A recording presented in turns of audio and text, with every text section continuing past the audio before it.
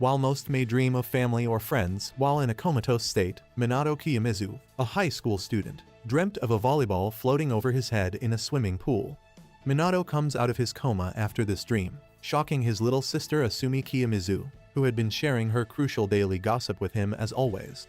That's because Minato had been comatose for 203 days. Through a slideshow of some really impressive crayon drawings, we find out that Minato had actually been a pretty sweet water polo player back in junior high. He even managed to win a Momotaro Cup his senior year, which was a pretty big deal. Unfortunately, on his way back, his family got into a nasty accident, leaving him comatose and rinsed clean of any memories of the past 3 years. As Minato quietly observes how different everyone looks. 今ので何か思い出したり? Some really stern-looking people enter the room, looking at him as if they're here to collect a debt Minato owed. However, they were actually his former water polo team, Kakihana Keita, Kuki Taguchi, and Riku Momosaki. The man in the back was team advisor Bizuna Kimitsu. Minato, being unable to remember any of them, leaves them all heartbroken, as they had made so many memories together. After about 4 months of rehab, Minato finally gets to head back home. 変なの。 They lived above his father's souvenir shop called Memory Shop Kiyomizu. Not the most creative name by any means entering the shop. Minato is surprised by how little about the shop had changed in 3 years. His eyes suddenly pan to Kenkichi, his pet tortoise, who was now the official mascot of their shop. Minato then spots the odd sculpture he made back in 4th grade. No one had bought it yet, which made sense since it looked cursed. うわ、売れてね His life was returning to normal again, but his mother was still very torn from the incident, which is why Minato bodaciously decided to get back into water polo again. He starts by opening up his water polo rulebook again, where he starts reading a rule called Remain, but the many words make soup out of his brain. 全然わからん He then spots an old photo of himself, looking pretty toned and fit. The reality check of 203 days of lying on a bed hits Minato hard, but he didn't have the heart to tell his family he was backtracking already. Minato heads out for some fresh air and finds a poster of his old teammates. From the Elite Four to the Three Musketeers, they had managed to keep chasing success even without Minato. As he's browsing through the magazine, his junior, Idaru Oka, pops out of nowhere. He tries to make Minato remember him by sharing some stories, but none ring a bell for Minato. Then he asks Minato what high school he was planning on going to. Minato had, until now, completely forgotten about high school and, in a panic, tried catching up on his studies again.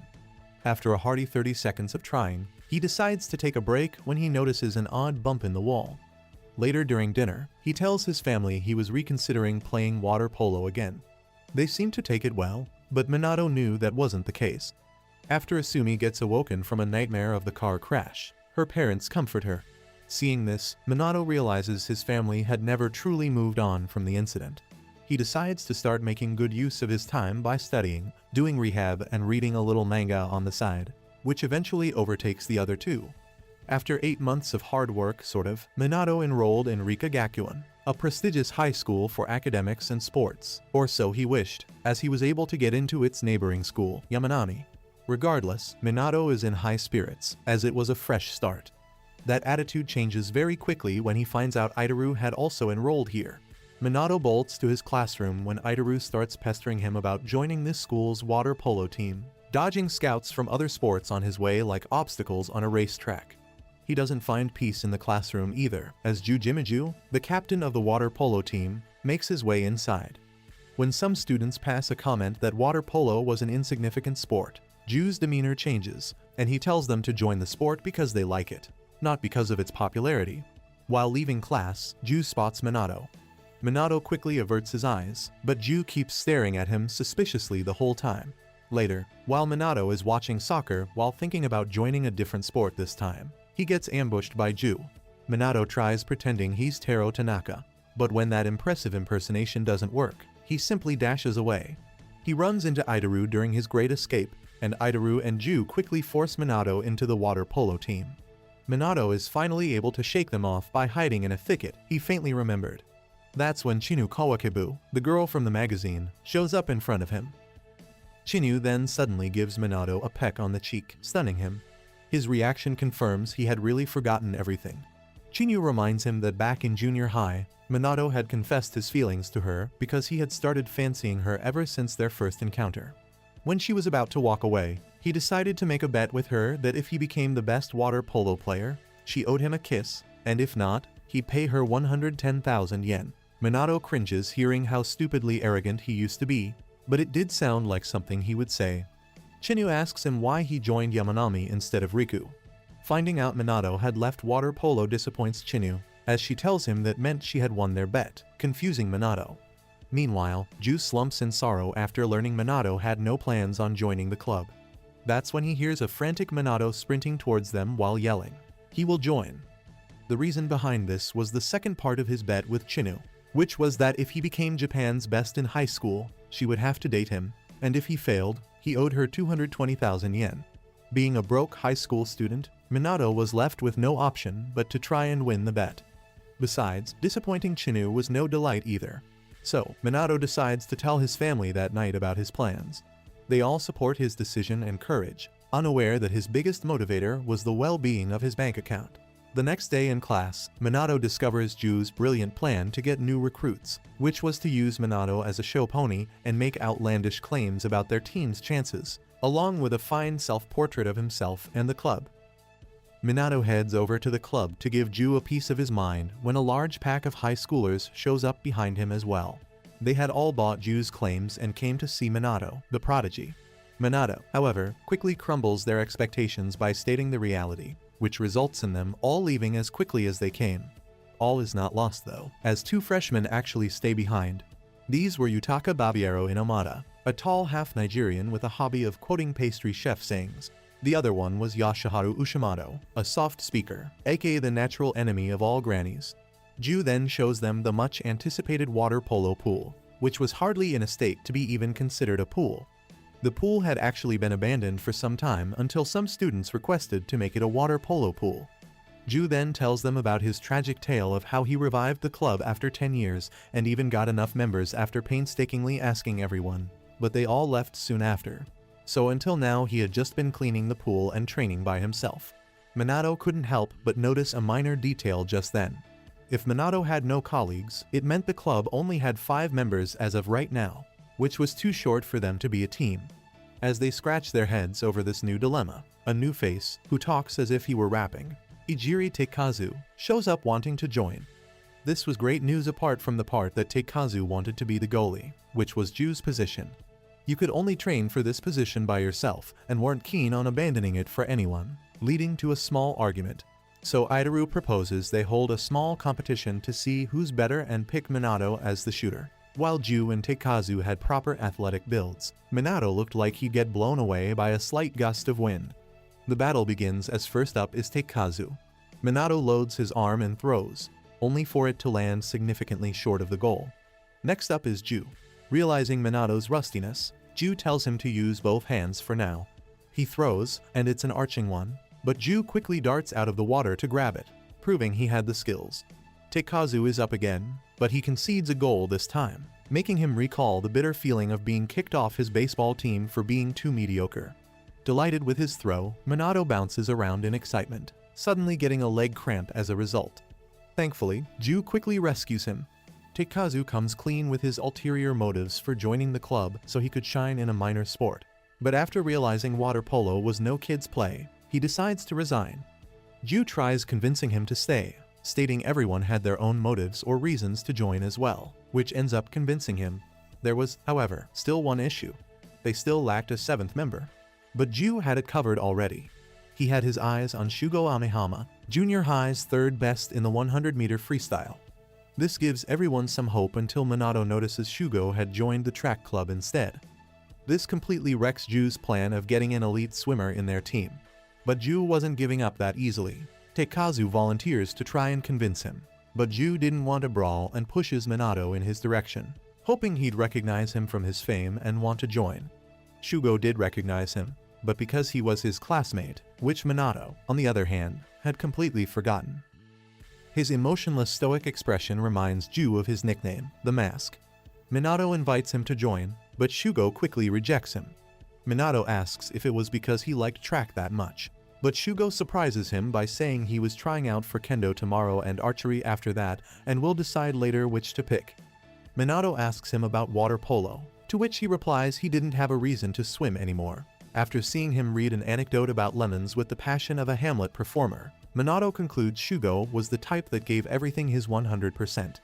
Ju had heard a rumor that he joined the swimming club to beat his older brother. The guys speculate he must have beaten him and thus was no longer motivated. That's when Yoshiharu suggests an idea. Why don't they find a new reason for him to swim again? They all like this plan a lot and get into action right away. From boasting about the sport in the library to talking about it in the washroom, the guys leave no chance to grab Shugo's interest. Minato and Ju even throw the water polo ball in Shugo's path, pretending like a pool that should be in a pool accidentally ended up on the dry jogging track. Shugo had enough of this already and actually asked them to give him a reason to join. Minato and Ju start going on about the teamwork and coordination it builds, thinking it'll definitely pique his interest, but it actually has quite the opposite effect as Shugo becomes even more adamant about not joining. He then calls everyone out, aware of them hiding around him. He calls Tekazu's lackluster acting the biggest reason behind his refusal, which ticks him off. Then he goes after Minato, who turns on Ju for mispronouncing his name. Shugo scoffs at their so-called bonding and leaves. Ju stands in his way and begs him to join, refusing to take no for an answer literally. He was not listening. That's when Babiero chimes in. He tells everyone that despite his stature, he was never good at any sports, often disappointing everyone. But seeing Minato, who had similar expectations on him, be so blunt about his current abilities inspired him to stay and try. Which is why he felt bad seeing someone as gifted as Shugo not wanting to use it. His gift was reason enough for him to join. According to Babiero, Shugo actually ends up saying he'll join, delighting everyone. But their joy doesn't last too long when he says only if they beat him in a 150-meter swim race. Shugo would be solo while they were allowed to have a 6-man relay. Minato accepts his challenge with confidence while sneaking in a handicap deal as well. Shugo agrees to give them a 20-second head start and tells them he'll see them 3 days from now on Friday. The boys get to work immediately to see where they were at, as Shugo's 100-meter PR was an outstanding 52.77 seconds. Minato goes last and surprises himself with how fast he was despite being so rusty. It was not enough, though, as according to Idaru's calculations, they were still 12 seconds behind Shugo. However, that was an easy fix by working on their diving and focusing less on form. And so starts their 3-day intense training. Idaru and Ju coach, as they were the fastest. Minato practices on his bed too, which apparently was something he used to do before too, bringing back good memories for his family. Competition day arrives, and Shugo wakes up from a nightmare where his brother kept swimming, leaving him behind. He gets ready to put an end to swimming for good. The race begins, and Idaru, being the fastest, is the first to go. He gets in a good time and is followed by Ju while Shugo waits for the 20-second mark. It passes, and he makes a silky smooth dive. He cuts through the water like a dolphin while Tekazu's turn is up. Babiero makes an impressive dive to make up for lost time. But next is their weakest, Yoshiharu, who swims like he was a fish on land. Meanwhile, Shugo continues to glide through the pool. Finally, it's Minato's turn. He felt as if he could do this. He takes his dive and swims with all his might. The cool water feels nice as he starts imagining his water polo team finally being formed. He extends his hand to touch the finish line when all of a sudden Shugo catches up and finishes before him, stunning everyone. By a few inches, Minato loses out on his dream to play water polo again. While Shugo gets dressed, the guys watch from outside like a couple of creeps while Minato sits beside the pool, slumped over like a plant on a hot day. Ju tries to convince Shugo to stay anyway, but Shugo was not having any of it. That's when Idaru lets it slip that it was because of his brother. Ju chimes in too and tells him they heard he joined the swim team to beat his older brother, and was done because he beat him. Shugo corrects him by saying he never actually beat his brother. His older brother was always 2 steps ahead in everything they tried, and only swimming was something Shugo could rival him in. But before he got the chance, his brother left for junior high and joined a water polo team. Shugo did break his brother's middle school record, but it was not the same as doing it in person. Shugo leaves, but right then Keita and the others drop by. Tekazu snaps at them like a fierce guard dog barking at intruders, upon which Ju locks him inside the shack to avoid making bad impressions on such honorable guests. Those guys had actually come to see Minato after they heard he was making a return. Keita asks if this made him remember them, but unfortunately it hadn't, as Minato tells them the remain was still the same. He was referring to a game rule which was now referred to as offside. After Minato wallows that he'll remain like this forever, Riku finally opens his mouth and tells him that remain means he becomes the main guy again. Riku tells him he'll wait for him to become that guy again, although the cheesiness makes him redder than a tomato. Minato was glad he thought that, but they were still missing a member. Right then, Shugo pops out of nowhere. He had actually been listening in on their conversation this whole time, although his sitting position was rather questionable. He suddenly agrees to join their team, and in even more shocking news, it turns out Riku was the older brother everyone talked about. During an exercise drill resembling a ballet lesson, Minato recalls his conversation with Shugo where he told him that seeing his brother so excited for his return made him want to join their team and finally beat his brother. The tide was finally in their favor as the team was complete now. Unlike basketball, each goal was worth only 1 point. In addition, everyone had to wear special caps to protect their eardrums. The boys then learn how to stay afloat by kicking one leg clockwise and the other anti-clockwise while also paddling their arms in and out. Next up is weight training, where everyone tries to stay afloat while holding a 10-kilo plate. Watching from afar are Rika Gakuin's team and Chinu. As they're leaving, Chinu stops the team captain and asks him for a favor. The hard training takes a toll on the boys, but they retain their high spirits. Minato gets his appetite back. The boys continue training hard every day, often making them hungry before lunchtime. Teikazu had a cannon on him, it turns out, which grants him praises from everyone while Minato was still struggling to get his back. Teikazu credits baseball for his strong throwing ability, which leads to everyone telling what they did as co-curriculum in junior high. Minato and Itaru were, of course, in water polo. Shugo was in the swim team, and Yashiharu was a part of the calligraphy club. Babiero practiced making sweets at home because his father was a pastry chef or patissier, and he wants to follow in his footsteps one day. Ju went home too, just like Babiero, but didn't actually do anything productive.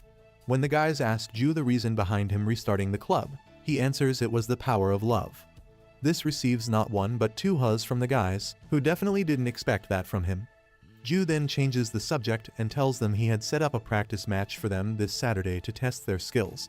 Despite everyone insisting to know who the opponent was, Ju keeps his lips sealed. Shugo was the left wing. Because of high speed, Ijiri was left flat and would use his arm to make open shots. Tall Babiero was the floater back, focusing on defense. Itaru was right flat, responsible for passing. And Yashiharu was the right wing, responsible for defense too. Finally, Minato was the core of their offense, the floater. As the boys enjoy some homemade chocolate Babiero had brought them, the trio from Rika Gakuin's team show up. They act all high and mighty until Shugo bursts their bubble by saying their team sucked. Only 2 high schools had water polo in their prefecture, and the one his brother didn't join had a bad team. Their captain, Akihisa, breaks the news that the Mizushima junior team will be playing in their place, as his teammates were all sick. As the match is about to begin, Chinu asks Akihisa why they didn't play, to which he replies they wanted to keep their weapons a secret. Minato thinks about how small these grade schoolers were, but that didn't mean he was planning on holding back. The whistle blows, and the first to the ball is Shugo, as expected. He throws it to Teikazu, who gets it swatted by a grade schooler. Itaru grabs it and passes it to Minato. He was in position but suddenly lost balance and lost the ball. An opponent grabs it and throws it at his team's floater. Ju tries reaching it first, but the opposing floater deflects it right into the goal. Ju and Itaru drop some more water polo rules. Holding the ball under the water, holding it with both hands unless you're the keeper, hitting it or keeping possession for more than 30 seconds were all fouls which result in the other team getting the ball. In addition to that, you cannot attack someone without the ball. However, if they had it, you could basically do whatever as long as the referee didn't catch it, including giving them a wedgie underwater. This makes Minato recall the game when one of the grade schoolers grabbed his wrist and made him lose balance. They then charged for the goal, but Ju was able to block it. Shugo grabs the rebound and glides to the other side, but his throw is not powerful enough and gets blocked. Ju makes a preemptive jump, upon which the kid just throws it at the bottom. With the situation looking more and more bleak and Shugo refusing to pass to Minato because he kept losing possession, Taikazu decides to use his cannon arm, but is handed a reality check right away as the opposing goalie catches it with ease. The match ends with Yamanami High getting beaten 18-0 by students half their size. Their breaths were heavy, but the shame was heavier. Akihisa and the others laugh at their sorry state, with even Chinu being surprised by Minato's terrible performance. Matters start getting worse as they start blaming each other for the loss, although Minato takes full accountability when the fingers are pointed at him and apologizes. To make things worse, Idaru leaves abruptly after saying he needed time to reevaluate if he even wanted to continue this or not. The team really was, as they say, down in the dumps. Minato returns home, tells his sister he got his butt whooped by some mean preteens and crashes on his bed. Being so useless was frustrating, making Minato wonder if he truly was a prodigy once. Minato is then awoken during the night by Asumi, who tells him someone was here to see him. It was Idaru. The two go for a walk, and Minato takes Idaru to a viewpoint he used to visit a lot as a kid. Minato then suddenly remembers something. Idaru had told him he found out about it from Asumi, that he was out of the hospital, but just now she had no idea who he was. Idaru comes clean about that and tells him he actually learned from his sister, who was her classmate. Idaru then starts spilling the beans. They were never closed back then. Idaru would only watch from afar. Furthermore, the cool stories are also fake. Idaru was a benchwarmer throughout junior high. After learning about Idaru's memory loss, he thought he could join forces with him and show everyone. Idaru didn't believe Minato when he said he couldn't play anymore, but his performance in the match showed him reality. Minato, whom he considered a genetic freak, had lost his magic.